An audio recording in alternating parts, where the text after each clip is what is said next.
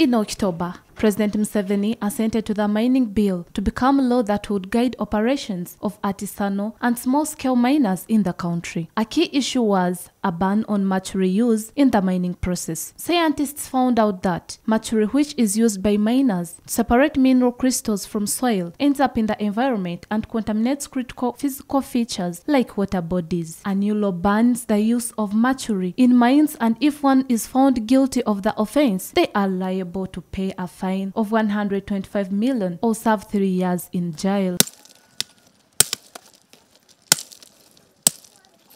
During their national conference in Kampala, artisanal and small-scale miners expressed concern that the law is unfair to them since mercury is the only chemical they can afford to use. To us, it is a very big challenge, sincerely, and we are just requesting our government.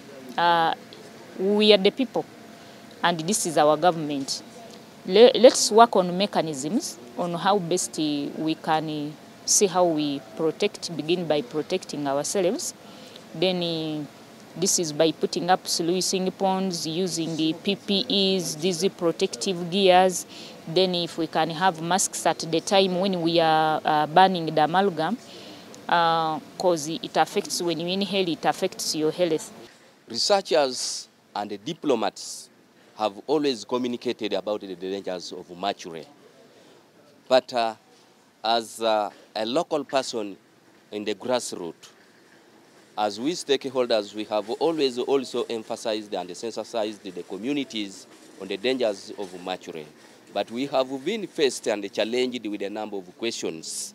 Researchers in the sector say that mercury is destructive to humanity. Of mercury that typically an artisanal miner touches, the effects may be realized online. So it's not something that the typical artisanal miners thinks is a danger to them immediately. But it's a real danger, and the effects are often realized over time. Some of these effects include damage. The mercury has an effect of damaging the motor portion of the nervous system. The National Environment Management Authority has the mandate to guide the artisanal miners, but the guidance is never followed. Anne Nakafero, a NEMA official, says miners need to use other methods of purifying minerals to protect the environment and their lives. Gravitational methods that can cover sluicing, shaking tables, concentrators. The gravitational methods require one to have grounded their ore very well, or concentrated it very well, and then they are able to use other, probably purify, at the end of the day, purify, remove the impurities from the gold concentrate. Sometimes borax can be used.